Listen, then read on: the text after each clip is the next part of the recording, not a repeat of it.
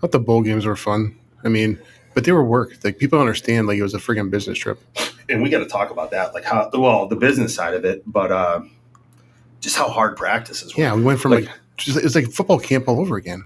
Yeah, in that whole 3-week time period from the end of the season into bowl games. Oh, it was just it was almost like spring ball again. It was spring ball. Yeah. It was as bad as spring ball. I feel like we're off. I'm off center. I'm probably off center. Maybe because you're. That's a lot better. That's because you're wearing one shoe. Because I busted through. All right, well, let's welcome back for another episode of 217 South Mills. Brought to you by Cabin Coffee Altoona, located at 2922 Meadowlark Lane in Altoona, Wisconsin.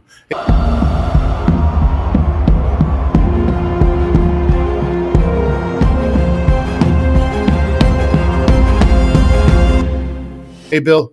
I'm not sure people realize, but we actually do all the coffee things because you and I just promote our drinks that we like, and but. Yeah, we do it all. We do lattes, we do frappes, we do all the fancy drinks that all the other places sell. But they taste better here, though. Yeah, because I'm not using brown flavored water, man. Like I keep telling you that, not stale, not burnt. We're just doing it the way it needs to be done. Tastes good, smells good. I still go back to, I think the best advertisement you had for Cabin Coffee was putting that coffee in the back of Danny the Greek's car, right? And them just smelling that the whole way back, especially after Coach Alvarez had the bad experience with the weak coffee at the restaurant. It was just the smell of that in the car. And dude, I dropped off 10 pounds of coffee today to one of our customers. My truck will smell like coffee for the next 3 days. Yeah. It's one of the perks, man. One of the perks. Well, in this episode, we are here to talk bowl games. We're going to talk about our redshirt freshman year into the Rose Bowls. I'll touch on the Sun Bowl from my senior year, but we're going to start off with the Kickoff Classic. So wherever you want to start. You want to start with the gifts or you want to start with the infamous? I think, anytime that you have a staph infection, I think it's important for us to talk about that. And it's so funny. I realized today staph infections are like a serious thing. Yeah. So for the audience, I guess, how do you want to start it off? So it was weird because we developed these white pimples, basically, almost like blisters, because we had custom made knee braces that were measured to fit just us. Each of our legs. Each of our legs. And they were super expensive. I believe at the time they were $1,000 a piece, they said. Yes. So, and they brought it in. They measured you. They measured your thigh, measured your calf, everything in between. And these were custom made for you. I still have one in my basement. The other one's, broken. So, and we all developed these almost like water blisters or like whitehead pimples. I don't know how else to explain it. Well, and I'd say it started there, but then it turned into open wounds. Yes. That wouldn't heal. And that's when all of a sudden the medical staff, they don't really tell us much. No. Because this is leading up to the Kickoff Classic. Correct. They don't really say much to us, but they start soaking our braces in ammonia. Ammonia? I think it was ammonia. Ammonia. And then water. They put them in front of those carpet drying fans. Yep. And they would dry them. And what we came to find out was we all had staph infections in our legs. And I came to find out probably not till 10, 15 years later that you could die from a staph infection. That could spread and absolutely this and that. And I do remember, so when that happened, and all of us have the same exact open wounds on the inside and outside of our knees. And if you remember, they would break open or you'd squeeze them because another freaking ingrown hair or something stupid. You squeeze it and you have two more. Exactly. And you squeeze those and you're like, what the hell's going on here? And what did they say that it was? But see, that's what I was just going to say. So the story I heard right before we left for the Kickoff Classic, and I remember we were practicing on the turf in Camp Randall, and there was a bunch of bees, yellow jackets hornets, flying around the field. And they said, we think you guys got stung by bees. Yeah. And I'm like, I've been stung by bees and wasps and bit by spiders before in my life. I've never had open wounds. And why do we all have them on the inside and outside of our knees? Correct. And why are they spreading up my thigh? I would have remembered getting stung by a wasp or, but again, and especially 4 times, one on the outside of your left knee, inside of your left knee, inside of your right. What are the odds? Come on. Maybe one guy getting stung in the arm, but every single old lineman having the same open wounds. And just the offensive lineman. Yes. Because we're the only ones wearing the donjoys too. It was just us that had these wounds. And I think it was weeks later when we found out it was staph. It was staph. And then they changed the whole Like we have to dry your knee braces after every practice Mhm. because just like everything else, we would put everything back on wet. Absolutely. You'd put your shoes back on wet. Yep. Like I wore ankle braces for I think my first 2 years. You'd put your ankle braces on wet. Gloves. Mhm. Oh my! Yep. When I got to the NFL, and they'd issue you boxes of gloves. Really? And that's like the whole, like, I was like, all right, well, I'm going to start giving, you give them the fans and the kids and stuff like that. But in college, trying to get that second pair of gloves. Holy cow. Gloves were, and you taped up the holes. Yes. I mean, you taped your fingers, so you covered the holes, and Yep. you go back, hey, got another pair of gloves? Well, we have these. Well, I don't want those. Like, those aren't even matching to anybody else's. Those are receiver gloves. Like, what are we doing here? No kidding. Well, let's start off with gifts, and let's start with the Kickoff Classic, because that was our first. That was at the time it was the opener of college football. So we played Syracuse. Granted, it was a horrible game. We got blown out, but it was the opening game of NCAA college football. Wasn't that Donovan McNabb was the quarterback? McNabb, yeah, I remember in the Meadowlands. So I had a ton of family come out because it was probably about an hour 45 from my place. So I had a bunch of classmates, a bunch of family come out there, and that was first and only time I ever got shut out. Never wanted that feeling again. But the best gift we ever received. TV VCR combo. That's how old we are, Bill. I took it all the way to Green Bay training camp, where I actually roomed with one of our other teammates, Kevin Stemke. I roomed with him during training camp, and we used to, when bed check would come, and coaches are still checking your beds in the NFL, making sure everybody's in and not out partying, or I don't know how you can after doing camp. We used to watch Seinfeld reruns on the VHS tape in the dorms. And my son used that for video games. I got rid of, I'm almost embarrassed to say that I think I got rid of that within the last 10 years. Yeah. That was one of the best gifts we ever got. Absolutely. We are going to dig into gifts, and bowl gifts are nowhere near back then the way they are today. Okay, explain, because I don't even know that. Well, we'll get into everything we got, but the way bowl gifts work now, like kids are getting like recliners. Are you serious? Like, so basically it's like a point system where, I don't know, I'm just going to hypothetically say like everybody gets 1,000 points. Recliners, 400 points. Mini fridge is 125 points.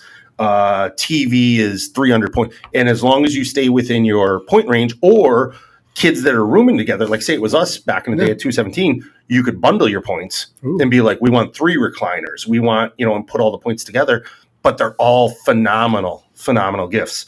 I mean, a couple years ago, kids were getting like Xboxes and PlayStations and like, so now let's look at let's jump right into gifts. Right. The gifts I remember the most were the Rose Bowl years. Yeah. And you're like, I did the math back then. We brought in $25 million over the course of 2 years. That money goes to the Big Ten. Granted, Wisconsin gets a bigger percentage because we were the one in the game. But $25 million we brought in over 2 years. And we got so the one company that I really despise from bowl gifts is AT&T. AT&T sponsored, I think, our first bowl game.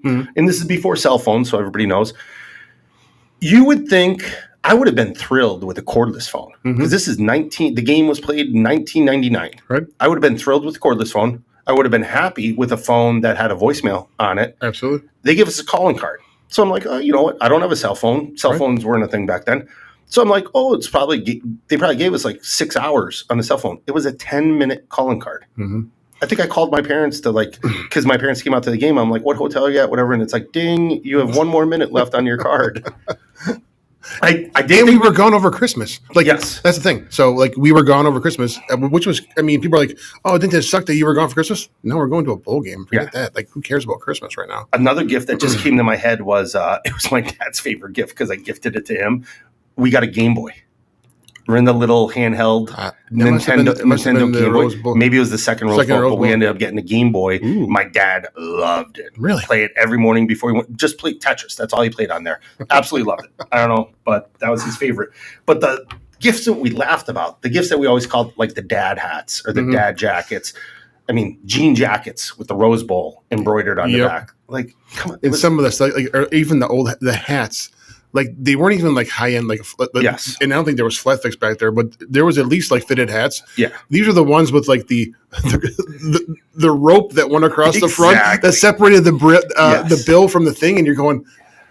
I still have those. Yeah, I never gave them away. I'm like, I think they're still in my in my basement in storage. I think my mom sent me out with a plastic bag that has like some Rose Bowl memorabilia, and Oh. there's a hat like squished flat Oh, yeah. inside Absolutely. the box. But that was typically a dad hat. Mhm.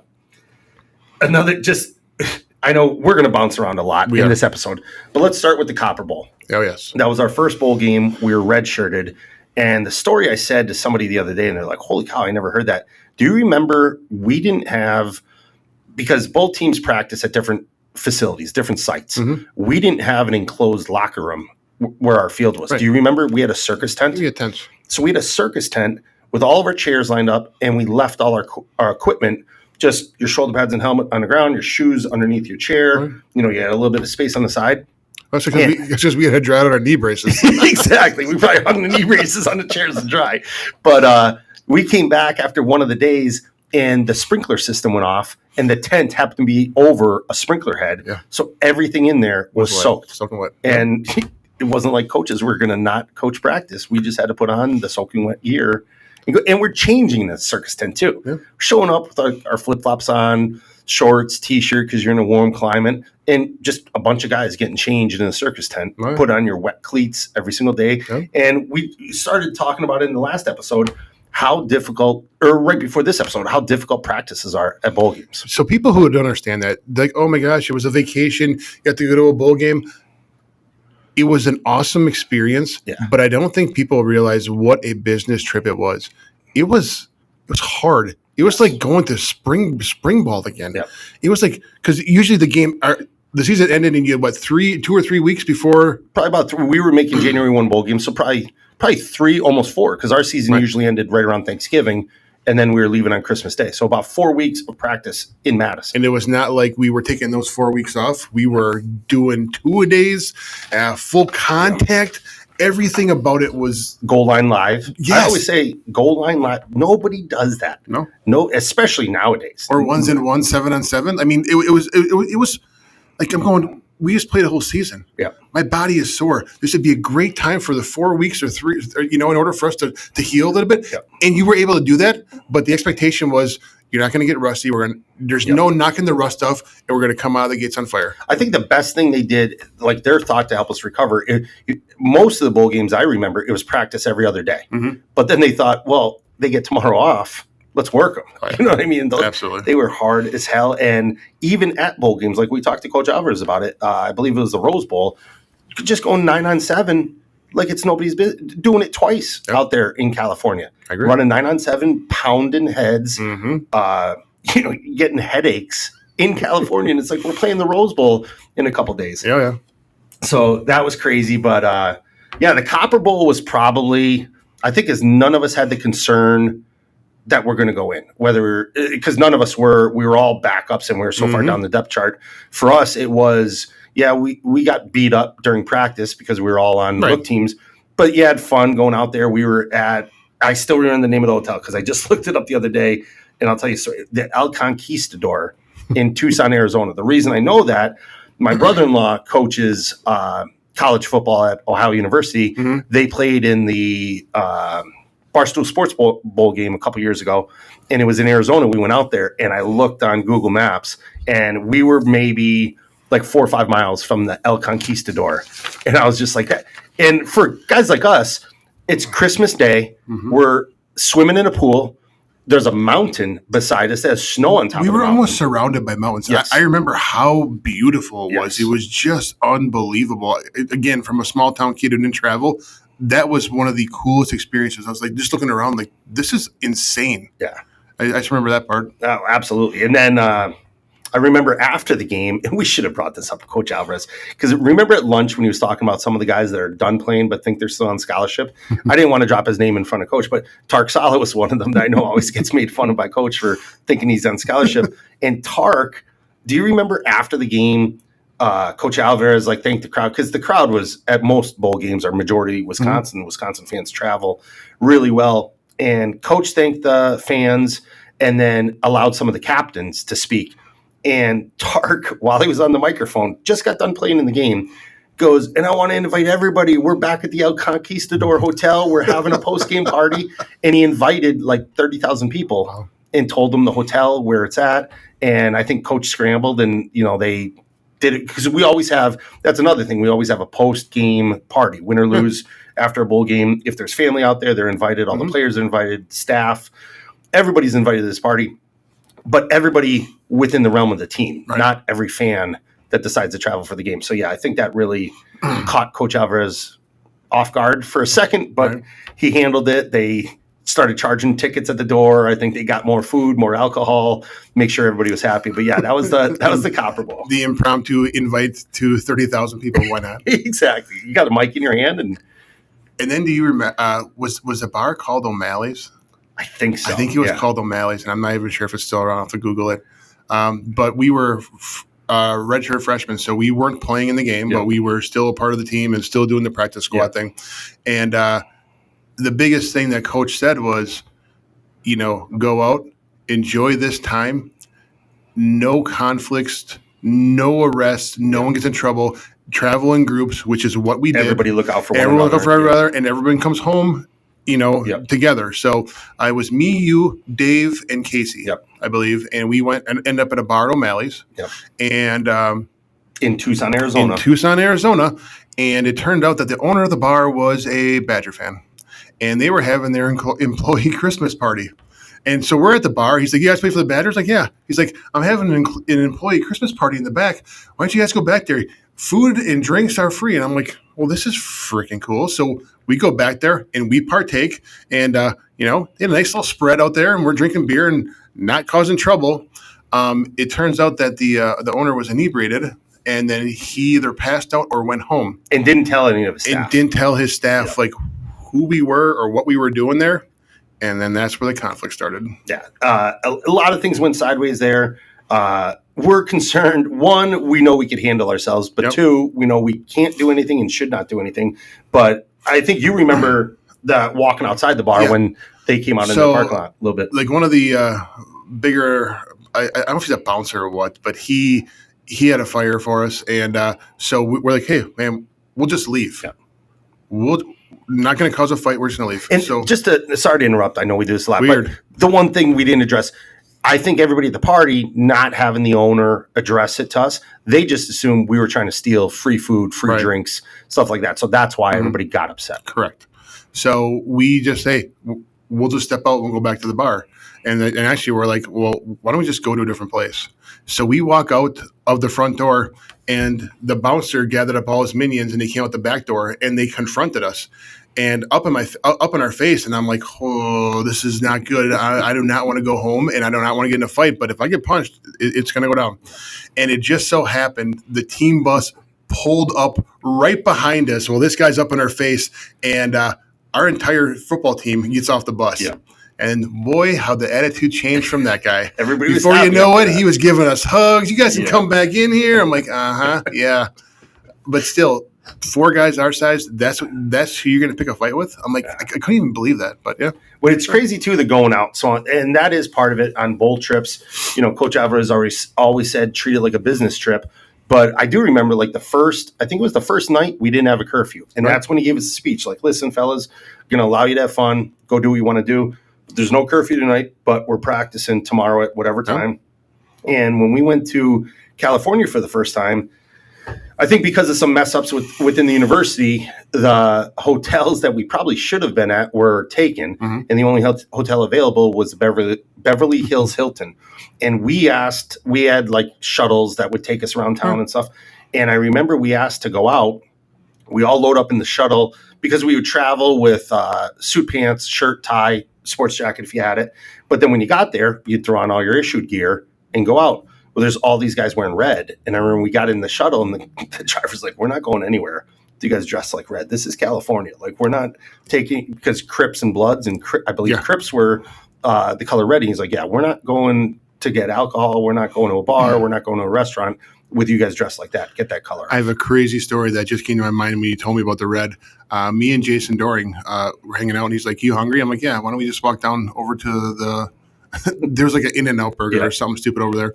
And me and Jason Doring decided to go for a walk, and we're walking and not thinking anything of us, having a conversation, and this black like BMW, all darked out windows, rolls slowly by us and the windows crack. And I'm looking at him like, are you seeing this? He's like, what the hell's going on here? I had no idea. Well, it made sense after the hey, don't wear red in this part of the city. Yeah. And we're out there wearing all red. Yeah, no kidding. Hey, Joe, what the heck does it mean when you say Cabin Coffee Altoona is a roastery? Are you making fun of the coffee or something? Come on now, Bill. Sounds to me like you've had one too many shots to the head. It means we're a roastery. We buy our beans green from all over the world and roast right here on site. It's the freshest coffee you can get. Is that why one place I used to go to tasted burnt and the other place tastes like brown flavored water? That's exactly why, Bill. So stop on down to 2922 Meadowlark Lane. Cabin Coffee Altoona. Just remember, folks, everything's better at the cabin. Another thing, and like I said, I know we're bouncing, but with the bowl gifts, we pretty much addressed like a lot of the dad gear, the stuff that we didn't want to wear as teenagers, but per diem. Mm-hmm. And I think a lot of people, when they watched the Coach Alvarez episode we did, when Coach said, whenever there was a bowl game, I always wanted to take care of you. And I had a couple of people ask, like, what does that mean, take care of you on a bowl trip? Well, the way the university did it and the way Coach set it up, we basically get per diem for every meal the whole week we're out there. And the way Coach set it up was for breakfast and lunch, we'd have like a continental breakfast and a continental lunch where you could have like PB&Js or whatever, and breakfast there was eggs and stuff like that. But we'd get the per diem money for it. So at the beginning of the trip, you'd get like $300-400, and then halfway through the trip, you get another $300-400, and kids are just blowing that on everything and anything. But yeah, just another fun. And there were the couple of kids that saved money, but I know like as soon as I got it, boom, it was spent. We had a good time with that. I'm looking at my notes, and I got to tell I'm going to throw Hawaii in as part of the bowl episode, the portable DVD player. This is hilarious. So this was this was after the shoebox. And so we already had that trouble. I think another player got in trouble getting like discounts on the TV or something like that. But I go in, portable DVDs just became popular. And we were flying to Hawaii to play Hawaii as a team. And then myself and Casey got invited to the Hula Bowl, where we were going back. It was like 3 weeks later, we were going back to Hawaii. So I get this genius idea. I'm like, I'm going to buy, my parents gave me a credit card my senior year for emergencies, obviously. And I go, I'm going to buy a portable DVD player, but I'm going to check the return policy. And I think Best Buy changed their rules because of people like me. So I go into Best Buy and I ask, if I bring this back, if it's opened up, could I still return it? They said, yes. I go, as long as it's under 30 days. They're like, as long as it's 30 days or earlier, you can return it. And portable DVD players were $1,000 back then. So I swipe my parents' credit card, buy the portable DVD player, take it on the first trip to Hawaii. We're watching movies on the plane, come back to Madison, take it back a couple weeks later when Casey and I went back to Hawaii, watching movies on the plane. We get stuck in Hawaii an extra day, which, trust me, I'm not complaining. It wasn't bad. But we got stuck because of storms in Madison. And when I got back to Madison, it was like the night of the 28th. So the next morning on the 29th, I go back to Best Buy. I'm like, yeah, I got this for a friend. He doesn't like it. Could I return it? I got the receipt here, put it all back in the box. They returned it. Charge came off my parents' credit card. So none was the wiser. Did you ever tell your parents? I think I told them years later. Yeah, it was not something that I brought up right away. But years later, I think I ended up telling them that. Let's touch on the Rose Bowl, because obviously that's a game that me and you, like everybody in the country, there was no playoffs back then. Right. National championships were voted on, and the Rose Bowl we knew as the granddaddy of them all. And it wasn't so saturated with bowls now. I mean, now it seems like they're not as prestigious. If you're above a 500 record, you're going to a bowl. Whether it's just small bowl. I mean, it almost kind of diluted it and made it less prestigious than when I was a kid watching it, because I watched it every year. Yep, and now it's coming down to almost every bowl is going to be diluted and mean nothing except for the playoff bowl games. Agreed. But when we were playing, you had a couple bowls leading up in December, but then January 1 was the big one. And after January 1, there was no bowl games. Correct. So we watched that no matter what part of the country we were in. I grew up a Penn State fan, but no matter who was playing in it from the Big Ten side, because I was a Penn State fan, I'm rooting for the Big Ten in that bowl game. And I remember, or I don't remember everything about it, but what I do remember is, and we'll talk about Lowry's with like some of the stuff we did during the week, but the moment we were walking, I think Coach Alvarez took us there like 2 days before the game. They just got done painting the field. And he wanted us to walk out on the field just to get the experience of being in the bowl, get comfortable with it. Mhm. And I remember it was blacktop all the way from the locker room. And right where that blacktop stopped, I just stopped and I was like staring down at it, just understanding the next step I take, I'm stepping on the field of the Rose Bowl. This has been going on. I think our first one was the 89th Rose Bowl that we played in. So just thinking that game's been around for this long, everybody in the country watches it. You know, whether you're a fan of the Big Ten, Pac-10, whatever, you're watching the Rose Bowl. And yeah, so that was a really, really special moment going on that field. And I think the magnitude of it for people like you and I, it was such a big deal just to be in that atmosphere, to be in there, because I watched it on TV as a kid so often and was in awe of the college football players going like, man, those guys have really made it. And now here we are walking on that same. That was like the Super Bowl for us watching that as kids. That was the most elite bowl game. And, you know, the winner of that might not have always been the national champion when we were kids, but that was a big, big time bowl game. It meant a lot, and it meant a lot all the way through our time playing in it. And like you said, it got saturated a little bit later on with the playoffs and with them switch where it's not Big Ten, Pac-10 anymore. But Lowry's, the Beefeater Challenge. Oh, yeah. Go ahead. So basically, Lowry's Steakhouse, the Lowry's Salt that many people use, they have a Beefeater Challenge where it was prime rib, right? Yeah. So we went in there, and as soon as we found out they were either weighing or counting, they're recording it somehow. Recording how much each team. So we went there with the whole team, the coaching staff, everybody, and they recorded which team ate more. Mm-hmm. Well, I think Gibby had like 9 prime ribs. Yeah. We weren't going to lose that. No, not even close. It wasn't even close. I don't remember. No, I don't remember what the weights were. I don't remember what it was. It wasn't even close. We blew them out of the water, and 100%. I think they talked about that on TV too. That you know the Beefeater Challenge took place, Wisconsin, UCLA, and it was. It wasn't like 2 or 3 players would have made a difference. Like no, when you got guys like Gibby eating 9, and guys like me and you probably eating 4 or 5. Like it was not a tough challenge. And then remember Coach Alvarez made us learn the alma mater. I was just thinking of that because, and I remember there was a game because we didn't stay on the field. So after we beat Penn State to go to the first Rose Bowl, and then when Ron broke the record against Iowa to go to the second Rose Bowl, we'd be on the field after games like that. But traditionally, we were not. Right. And I think boosters or alumni saw us mouthing the words. Right. To the alma mater, and they put it. So for people that don't know, we had church basically every Saturday before the game, and Father Mike was our team priest.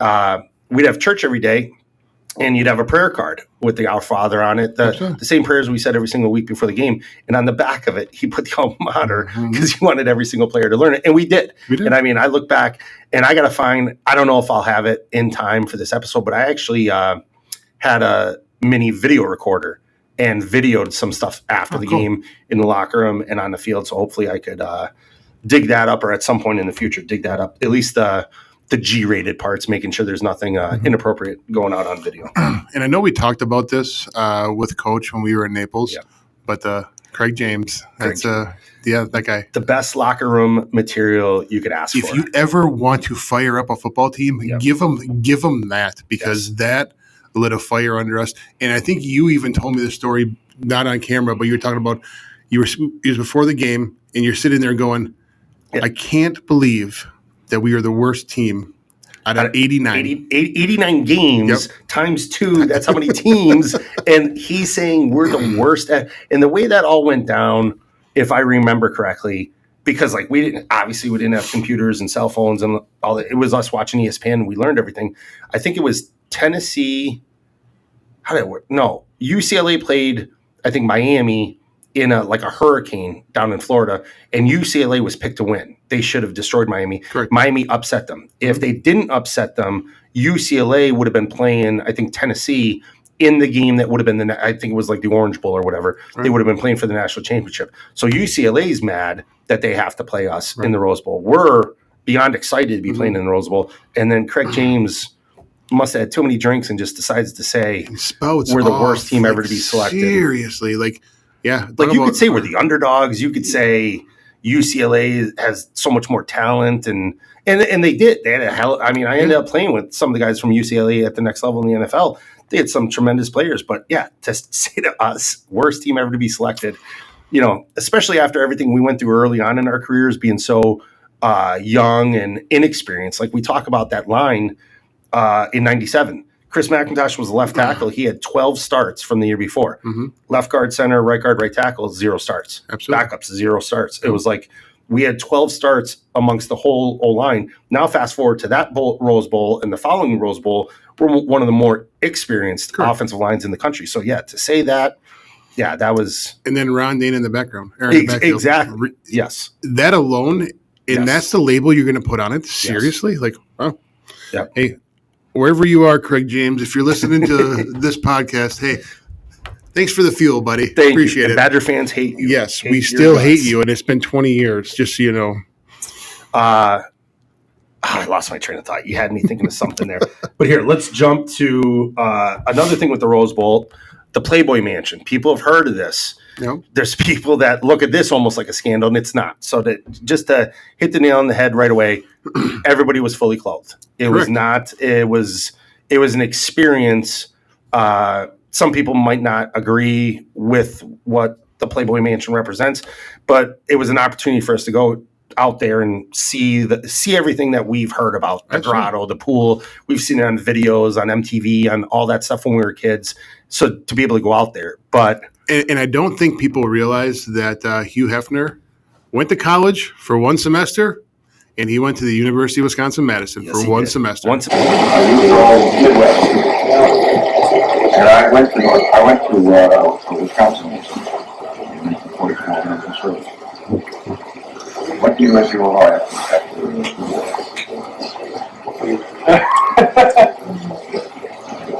Semester, and that sort of was the hookup, and it was Chadema that made the connection, somehow knew that, reached out to Playboy and basically threw the story out there like, hey, Hugh went to college here, we're playing in the Rose Bowl, we're right down the road from you, can we come over and give the kids a tour after the game?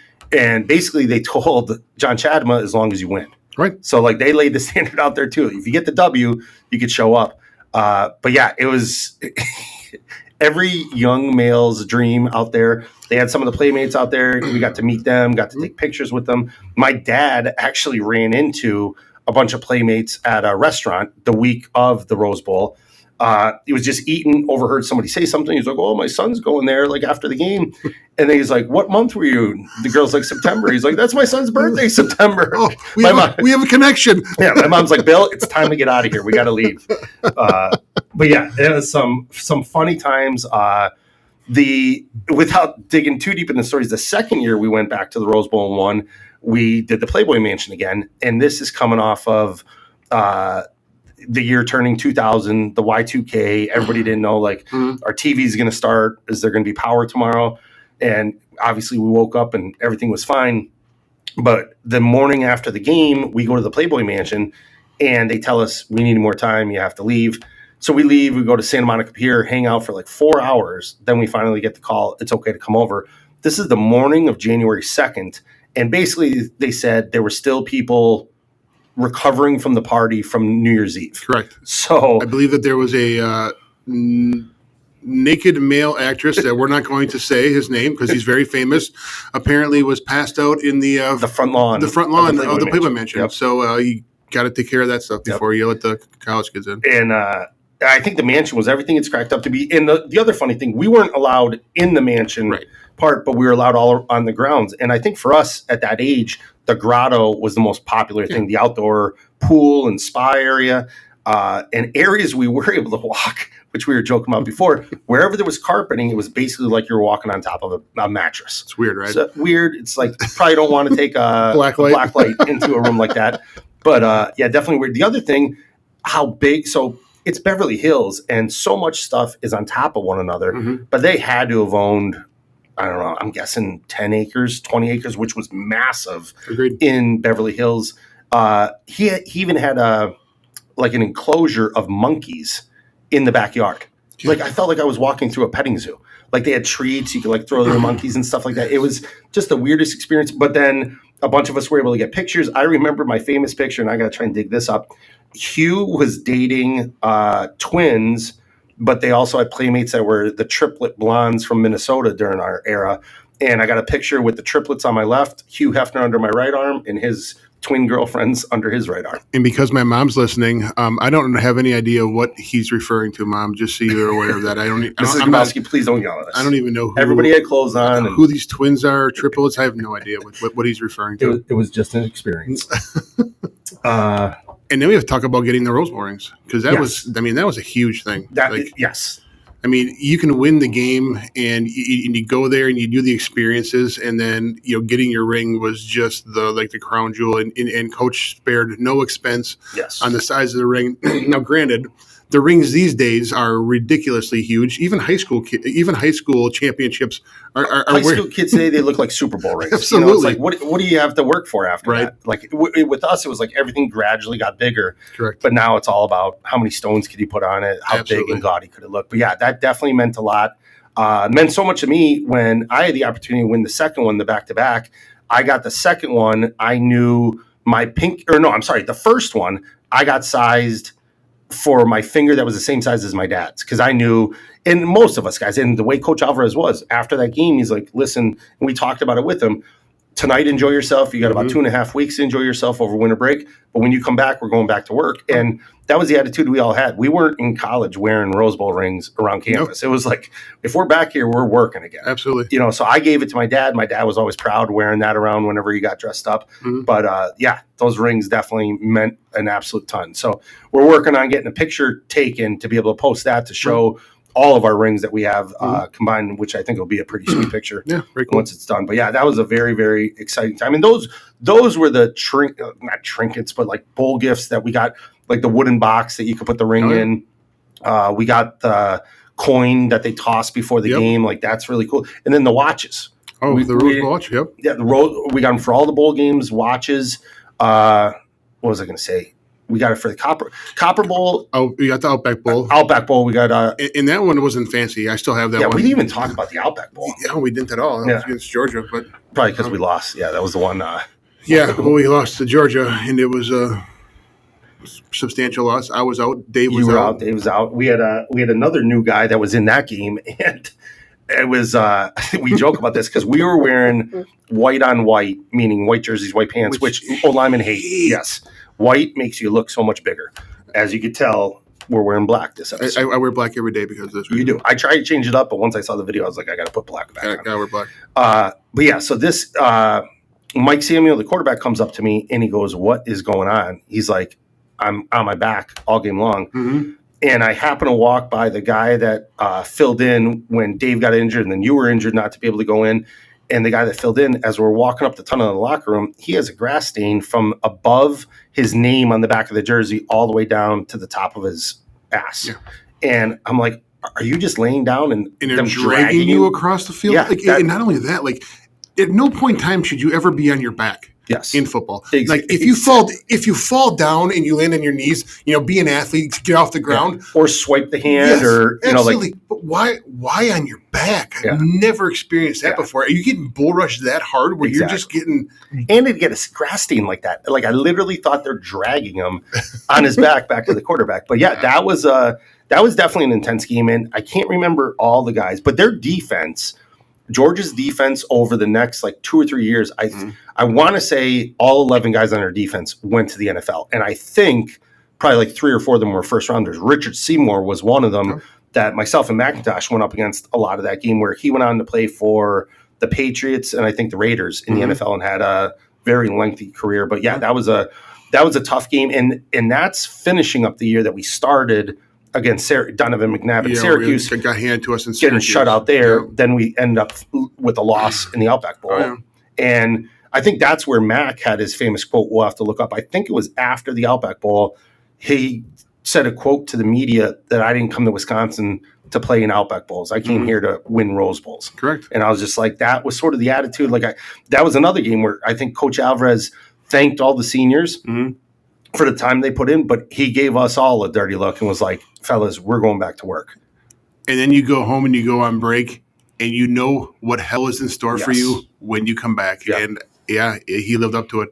That was also the time when they were like, hey, we need big guys up front, you put on weight, just be road graders.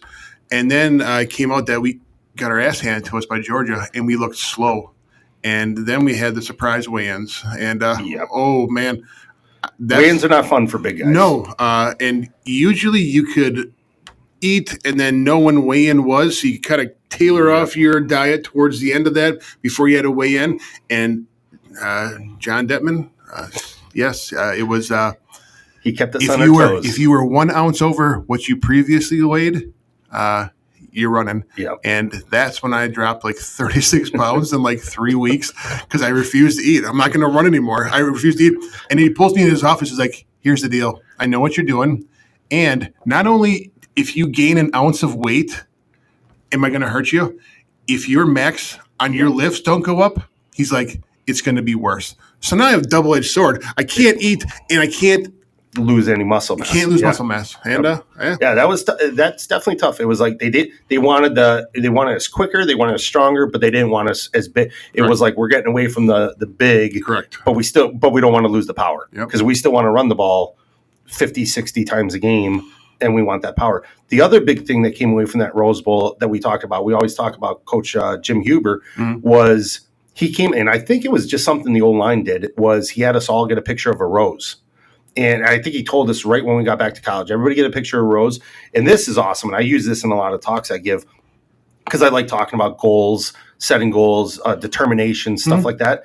And I remember we all had to get a picture of a rose, no matter what size, what kind of picture, and put it next to the bed. And his attitude was, I want it to be the last thing you see before you go to bed and the first thing you see when you wake up. And that was sort of that attitude we took. And that's what I think when Wisconsin has a down year or doesn't have a great end to a season, what hurts us is we knew you're able to do it. You're able to put that work in because we did it. And we did it consistently. So when we don't see that output, it's tough to watch because that is our alma mater. And that's the only team we're rooting for. And it's still our family. You know what I mean? Like those are just younger generations of family members that hopefully someday we get to meet and, talk to. But yeah, it hurt. Or even after we were done with the Rose Bowl appearances where they couldn't get a win. Yeah, you go 3-peat and then you couldn't even win one of them. And I was telling everybody, like, I'm hard to watch Badger football with. I am. Yeah. I understand. I get it. But I have pieces of me and brain cells and body parts that are invested in that program, in the foundation. On that field and in the structure. Absolutely. In the foundation, in that stadium, because that stadium Camp Randall isn't the Camp Randall you see today. It's not it. But yeah, so I get a little fired up over Badger football, and absolutely I do. Well, and I even tell my kids, and I joke around with like your kids and Dave's kids and Casey's kids when they go down there. I said that 93 team, when they won that 94 Rose Bowl, they put Wisconsin on the map. And they solidified Coach Alvarez's legacy with that one game and that one season. But I go, and I'm not trying to sound cocky about it, but I go, you see those skyboxes and that upper deck and that new field? I'm like, that's what we built. That was our time going to those back-to-back Rose Bowls. Like I said, it's not being cocky, but that was the money we brought in. That was the tickets that got sold. And, that, like to your point, that's that blood, sweat, and tears that was left on that field. And let's face it, it meant so much to me in that point in time. I named my daughter after the city, and I named her middle name Rose after the Rose Bowl. So it obviously had that kind of an impact in my life. Absolutely. And it was just a great memory and a great time to be a part of it. And here we are. Like, when we were talking, I forget who, I don't know why we can't remember things from like 2 days ago, but somebody said the other day they were talking about kids with like throwing helmets and stuff like that. And it made me think it was the second Rose Bowl. It was probably the only time in my career I lost my patience on the field. I got called for a clip or a block in the back, whatever, and it was a BS call. I wish I Of course it was. Absolutely, because I don't do that. We don't do that. But I came off the sidelines and I threw my helmet. And I remember my dad yelled at me after the game, and that was out of context for me. But it was just one time I lost it, where you see kids today with all the acting and like the fake emotions, this and that. Like with us, like that stuff was real. Like, I mean, I remember crying after a game when Dave broke his ankle. Yep. Like I'm sitting there, it was the same game I broke my nose. I got a hole on top of my nose. I have blood coming down my face. I'm staring at it right now, Bill, as we talk. And I have Mrs. Costa hugging me, consoling me, while Dave's lying on the table with his poor ankle shattered in like 7 or 9 places. Yep. I mean, that's how much that stuff meant to us. And it still means that much more today. We want them to have success. We wanted the Badger teams to win 3 Rose Bowls in a row to beat what we were able to accomplish. It's not like we're sitting here hoping that people don't break our record. Like, we wanted that broke. We want to see Wisconsin succeed. We want them to make the playoffs and continue that success. Absolutely. Well, Bill, that wraps up this episode. We want to thank everybody for listening, and we want to thank our sponsor. I should almost let you do the freaking closing because I can't. I'll do the. We want to thank Cabin Coffee Altoona, our sponsor, but I'll let you do the adjustment. Yeah. I'll mess it up if I do it right now. Well, now you put me on the spot. I forgot what it was. Just go to the 217 Facebook page or Twitter. Cabin Coffee Altoona. There's only one of them here. Yeah, that's the location. Go to the one in Altoona. See you guys next time. Take care. Thank you for listening to Joe and I today. We hope you enjoyed your time with us. If you like what you heard, please give 217 South Mills a 5-star rating on Apple Podcasts. Go tell your friends about us. Like and follow us on Facebook, Instagram, X, TikTok, and YouTube. I'd like to thank Cabin Coffee Altoona for sponsoring us. Everything is always better at the cabin. See you next time. And remember, folks, Red has to run. Perfect. 2-9. I went 2-9, and I'm like, is it 2-9-2-2? Is it 2-2-9? What is it for real? It's 2-2-9-2. No, 2-2-9-5. No. I thought there's a 5 in there. What the fuck? How do I not know this? Welcome to Cabin Coffee, located at.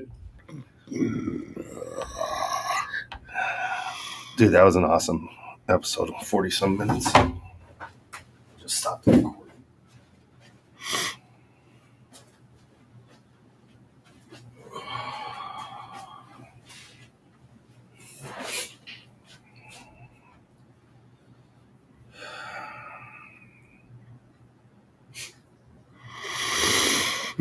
$2-9-2-2. That's what it is.